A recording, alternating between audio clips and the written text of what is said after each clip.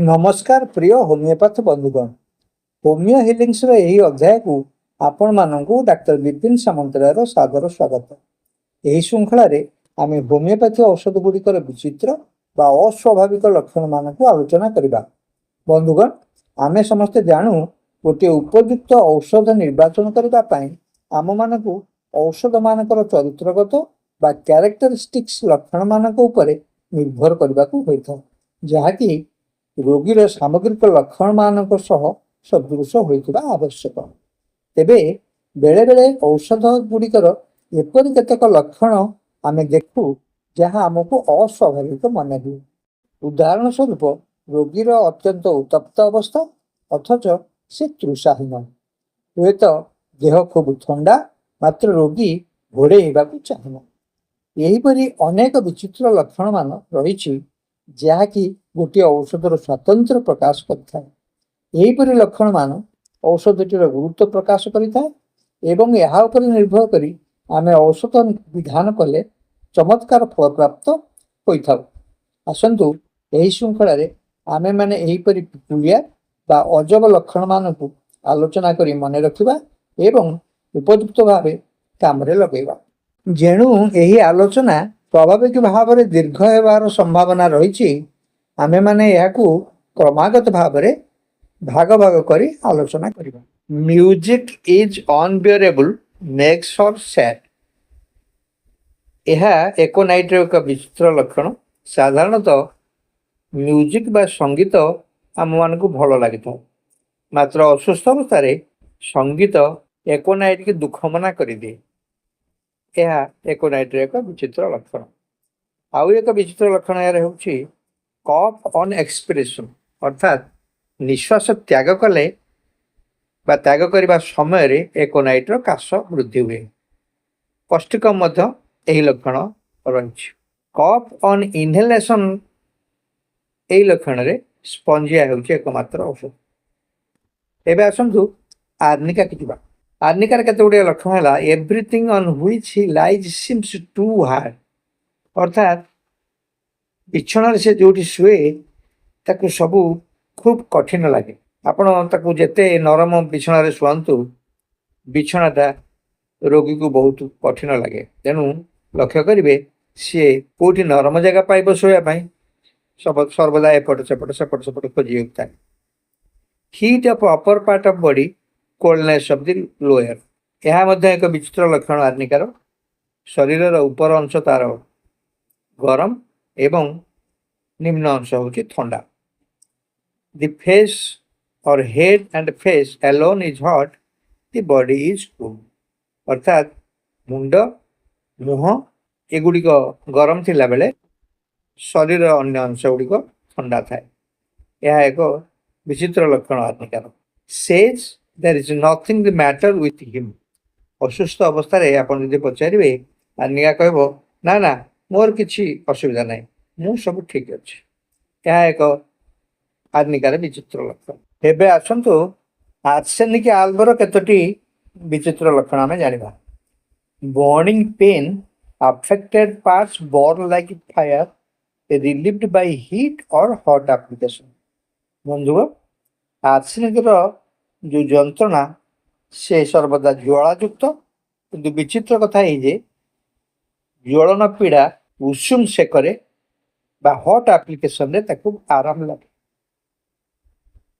अन्य गोटे लक्षण हूँ burning thirst without special desire to drink, stomach doesn't seem to tolerate to assimilate cold water, अर्थात तार तृषा अत्यंत गभीर किंतु से ठंडा पानी पी पार सते जमी जना पड़े तार पाकस्थली ठंडा जल ग्रहण करने प्रस्तुत नुहे, किंतु उषुम पानीय तार पेट सह्य करि पारे।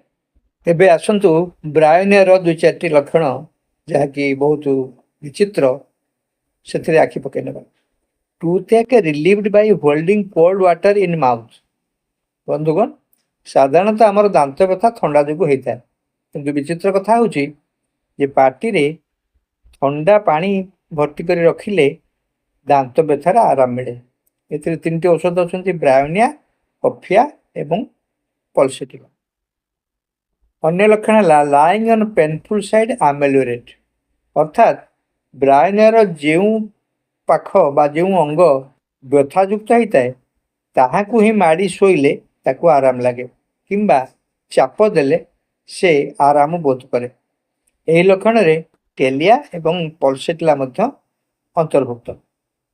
ଅନ୍ୟ ଲକ୍ଷଣଟି ହେଲା ଭିକାରିୟସ୍ ମେନଷ୍ଟ୍ରୁଏସନ୍, nose bleed when ମେନ୍ସେସ୍ should ଆପିଅର୍।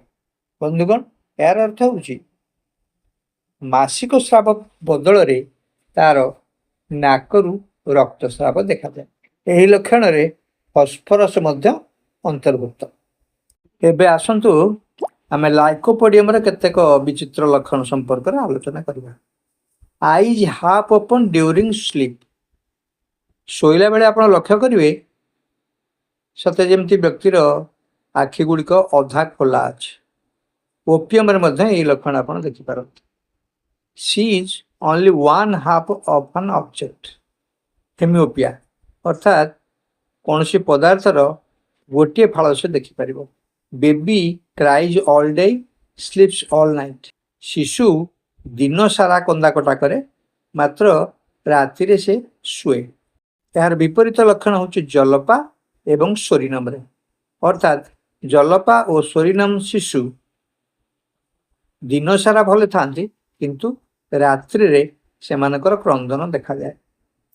ୱିପ୍ସ when thank, ଆପଣ ରୋଗୀକୁ ଧନ୍ୟବାଦ ଦେଲେ ସେ କାନ୍ଦି ପକାଏ।